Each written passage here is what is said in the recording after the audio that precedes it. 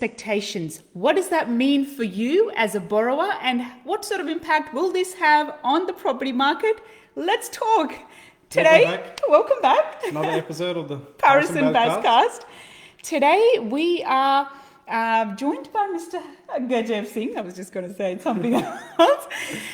Who is a mortgage broker, as you would all know, to answer a question that we are currently being asked by a lot of our clients. There is a lot of talk about the market is going at a rate which is a little bit unsustainable. What's the future?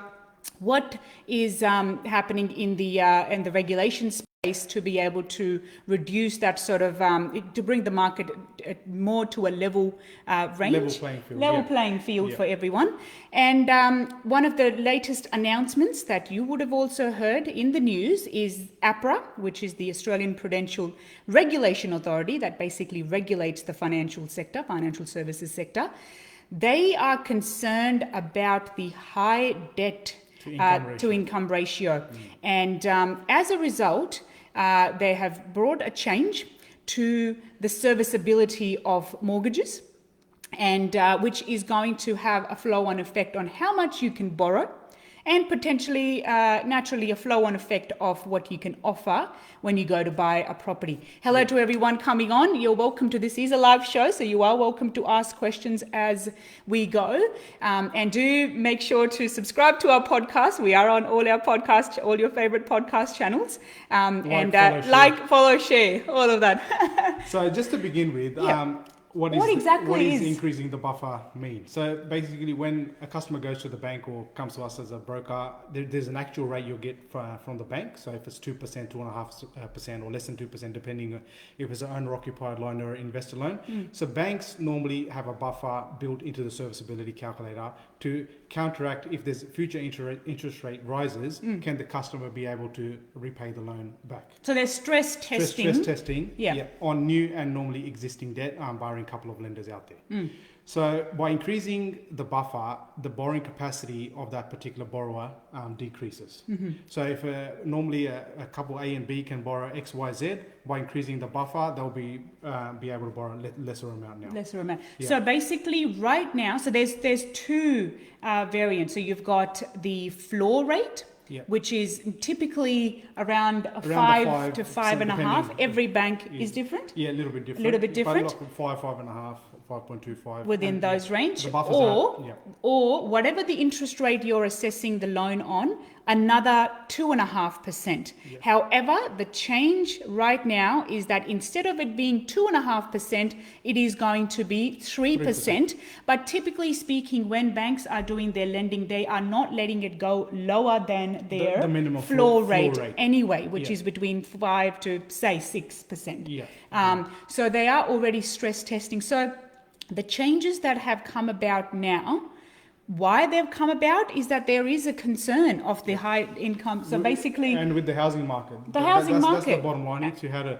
make the housing market calm down a bit. I think that's the what they're trying to major thing they're looking at doing. Because one of the interesting facts that I was reading is that in the June quarter, more than 1 in 5 of new loans approved were at more than 6 times the borrower's income. So whatever they're just really highly geared. And typically your investors tend to be highly geared. When we talk about highly geared, can you explain in simple terms, what does that mean? They've got more debt than their income. So they're relying on more rental income than their PAYG or business income. So sometimes even when we do a serviceability, the deal services based on the income, but the LTI, which is debt to income ratio, is higher and the banks don't accept the deal. So the banks are trying to look at your serviceability and loan to income ratio as well. So you've got to basically tick both of the boxes before the funders will give you the loan. Okay. So that's what the banks are concerned about. They don't want the debt to be more than 6 times your income when they give you the loan. So in terms of or 7 times depending on the lender. So the LVR, which is what is currently, so between 80. So when you're borrowing at a higher, with it putting a smaller deposit, that's where it's really impacting you as well, because you're. And also if you've got investment properties or if you've got other loans on other properties. So this could affect first home buyers out there as well. Their borrowing capacity would reduce reduce as well. But I think the main reason that they've done it is for the investors. Where would the main impact be? I think it will impact both. I think it will impact owner-occupiers, investors. Ultimately, the serviceability calculator is getting affected. So you'll have to make more income to be able to service the loan with that particular lender. So I think it will potentially impact owner-occupiers and investors. But for first home buyers, it will become a little bit more difficult. It could be a difference between getting into the house that they like, or they might have to settle for something second best because the serviceability calculator is not allowing to borrow what they wanted to, as they, currently. I remember going back a couple of years when the assessment rate was even higher. We were doing deals at 7.25% assessment rate. That's right, 2 years ago. And this is around your Royal Commission dates. So the serviceability really tightened back then. Before that, some of the banks were even doing actual repayments on existing debt. There was hardly any buffers back then, and then it got tightened. Now it's loosened a little bit, where the rates have been the lowest in history. So luckily the rates are the lowest what they have been, so these buffers are trying to counteract that. Absolutely. And in terms of what sort of, if we were to quantify the impact that this would have in percentage wise, this is going off the media release that APRA have put forward. They are anticipating that increasing the serviceability buffer from 2.5% to 3% is going to have is going to reduce your borrowing capacity about 5%. Now, obviously, all of this is going to vary. It's case by case. Case by case basis. But this is sort of the impact. Look, overall, in the grand scheme of things, your interest rates are at the lowest that they've ever been. So I think even with putting this buffer in there, the borrowing capacity is still quite strong out there. But they haven't ruled out further measures to put in place if the housing market doesn't slow down. Yeah, so but the main issue is the income to debt ratio that they're trying to be the responsible lending by the banks, making sure that you can actually borrow how much you are bidding for and what is and also worth. In the future the rates aren't obviously going to stay where they are today. So let's talk about the rates. What is the lowest rate at the moment that we're getting? So I know there's some crazy rates out there with the smaller lenders. I know with the majors we're starting around 1.84 with the fixed loans. 1.8 and the variables. There's some cracking deals out there. So do get in touch. Yeah, we're happy to. If you're looking at refinances, there's a lot of refinance rebates out there being offered by the banks as well. So I think it's a great time now to look at your existing portfolio, see if you're on the best interest rate. Property prices have significantly risen, so it doesn't harm in getting another valuation done. See if we can rip equity out. You guys can buy another property, investment property, if you are looking to go down that path. Yeah, which is happening so often. Like it was only this morning earlier we had another approval where the purchase price this person purchased about 2 years ago for like 800. Yeah. And now the valuations come 1.25. Yeah, it's crazy. It is, and they've been able to purchase another property on the back of that. And they've had the income to be able to borrow that amount for the next property, and we have basically funded 100% of the new investment purchase without them paying any deposit for that property. So it's a win-win situation. So definitely, I think it's a good time to look at your finances right now. Absolutely. So, and happy to have a conversation about what this means for you specifically. Obviously, this is general advice that we're talking about. How it may impact you, your result might differ. So definitely do get in touch. What do you need to be able to refinance a loan? What are the documents required? Normally, it's a set template. We need all the income, whether you're PAYG, self-employed, and then we need to look at all your liabilities. And the third main thing is living expenses as well, what your daily expenses are. So these are the three main things we normally go through to check your serviceability. First of all, what you're looking to achieve. What is your financial objective? Are you a first home buyer, investor, upgrading, downsizing? So we go through all that with our clients and So for example, someone's watching right now, they're thinking, okay, I need to see if I can get a sharper rate than what I am doing. They contact you, they send you the information, so your income, your liabilities, your most recent mortgage statement as well. Then does that mean that you actually apply for the loan? How does that? Normally, applying for the loan is the last stage. Okay. Firstly, we work out what is the game plan of the customer. So we want to see what are we trying to achieve in this situation. So once we go through that, then we do the serviceability. Then we go down that path. And then go from there. So there's a little bit of paperwork involved. Yes, it's a little bit of a there's always. But look, a refinance here could potentially look like XYZ for the year, but when you multiply by 30 years, it can be a significant amount. Absolutely, so especially you've got to make sure you're getting the sharpest rate out there. And what about if those that have a fixed interest rate and they want to refinance? With a lot of the lenders out there at the moment, the fixed rates are similar to the variable rates at the moment. So why is that?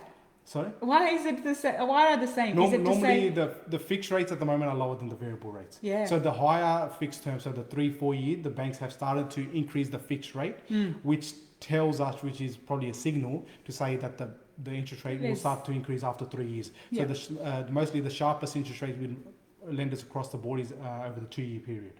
Okay. Yeah, and obviously if you're an owner-occupier investor, they put the loading on, so the investor rates are slightly higher than owner-occupier, but there's still some cracking rates out there at the moment. Absolutely. Well, there you go. So there's a bit to it. There's a bit to it. So in a nutshell, how will this APRA tightening the serviceability, what sort of impact will that have? I think the banks if history was to... And the banks are yet to announce it as that's, well. happening next month. Come to fruition. So we will know more of which bank is doing what in the next couple of weeks. So stay tuned. Happy to follow our page. You'll be getting all the updates there. But it is step one towards normalization of, bringing the property market we don't want to see too much to a level. Well. Exactly. And what exactly happened? So what are your thoughts on where the market is and where the typical question that we get asked, how's the market? The market is hot, obviously. Right now it is. What's the prediction? There's a shortage of stock. I think now coming out of lockdown, it will be dependent over the next month how much stock does come on the market. But we do know, as we see on the ground every day, there's a lot of buyers out there missing out every week. So I think the market will remain hot for the next year or so. What happens into the future? There's if you look at the history of property over the last 100 years, property always goes up. That's it. I think Sydney market, you're going to be safe. If it's the right decision for your family, don't hold back. Don't be waiting until the market goes down and then I'll buy. If it's the right house, right, decision for your family, definitely if you hold on the property for 10 years, you'll be winning. You'll be winning anyway. That's the bottom line. But see, interesting trends that we are seeing, and to respond to your conversation about right now the supply. What we are seeing on the ground, especially for our rental properties, for every 10 potential tenants that we are meeting, 8 of them are coming to our inspections because their owner is about to sell and they've been given notice. So that tells me that all these people that are actively looking to move into another rental property, then there's other sellers that haven't yet been able to find another property that have to go and lease a property. They're also artificially inflating your rental market. So rental market's on fire. But coming back to the first point, of every 10 people walking through, 8 people are moving, 8 of their potential tenants are moving because their landlord is selling. So there's that many more properties want to cash in coming on the, so vendors are wanting to cash in. It's a seller's market. Naturally, everyone is wanting to sell. But in terms of the absorption rate or in terms of meeting that supply and demand, I think it's just going to be reach a bit of more of an equilibrium than what it is right now, which is more supply is limited and demand is high. It needs to sort of come and balance down, which is what we're going to be seeing in the short term. So I don't anticipate a huge decline immediately. We're just come out of a lockdown. We'll talk about that as well, going back to the office finally. I don't think that it's going to have such a significant and quick impact. It will continue to be at the level that it is and then sort of stabilize in the mid to short term. So that's my take on it. Now talking about lockdown, so how exciting. We're finally out of lockdown, and up until now we were doing one-on-one inspections, so private inspections, which was a long session per property. We had for a rental property last normally you could show a couple of properties. Exactly. A rental property last week, we had people booked in for 2.5 hours, one after the other, because we've got to give enough time for everyone to walk through as well. So glad to announce that open homes are back. So from this weekend, you will be able to go as you would normally. Naturally, we are ensuring everyone's going to be social distant and doing the right thing. But open homes are back. from this weekend. So everything is going to be going back to normal from that point of view, which is great for the time management for us as well. And on a personal level, we're getting to go back into the office next week. So this is our last week from working from home. We've bought a little fish tank, as you can see at the back. We're loving looking after our new pets. So we've really enjoyed our time of working from home and looking after the kids and homeschooling. Lots of memories. What has been your highlight during this time? Well, I think spending more time with the kids. Yeah. I think you're just there. So. Just there. But see, it does. I think once we go back to work, back to the office, I think we're going to miss that. So, we are. Yeah. It is. It's had its pros and cons. You got to look at the positives. You got to look at the positives. So it's been a great couple of months with family. One thing that's come out in terms of finance, working in lockdown, is the DocuSign. Oh, so I yes. think the lenders have really caught on to that. I think that's been a game changer, technology-wise, signing documents. It's a lot of big transformation. Yeah, a lot of technology. I think the seamless process. Because up until before the lockdown, it was only NAB that was doing DocuSign. Now there's more. There's more lenders. There's more lenders that are doing it, and it's going to just. I think that's really changed the game. Saved a lot of time, a lot of hassle for the customers and the broker. Yeah, exactly. And we're doing DocuSign on real estate. With contract real exchanges, estate, which has been another game changer. Yeah, that's been like that for quite some time. So really do appreciate the advancements in technology. Any final words before we wrap up? Look at your finances, get in touch, and let's see if we can help you put in a better position than we are today. Perfect. Well, thank you very much for watching, guys. As mentioned earlier, do like, share, comment, subscribe, all of those little bits and pieces on all the different channels that we're on. So you are watching us live on Facebook, and we will be converting this into a podcast as well. So those of you that have missed out and want to rehear what we mentioned, that will be all on Apple Podcast, on Spotify, and all of the other channels as well. Thank you very much for listening.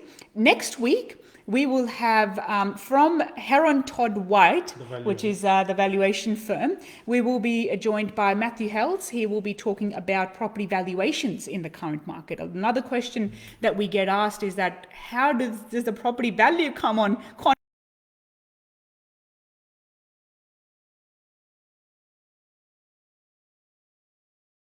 If you are a subscriber, if you're not, you definitely should subscribe to their month in review. It's a monthly email that comes out with a property clock, which shows you what the different markets in Australia, whereabouts they are in the property cycle, whether they are in the peak of the cycle, in the bottom of the cycle, or just about to rise, or just about to come down.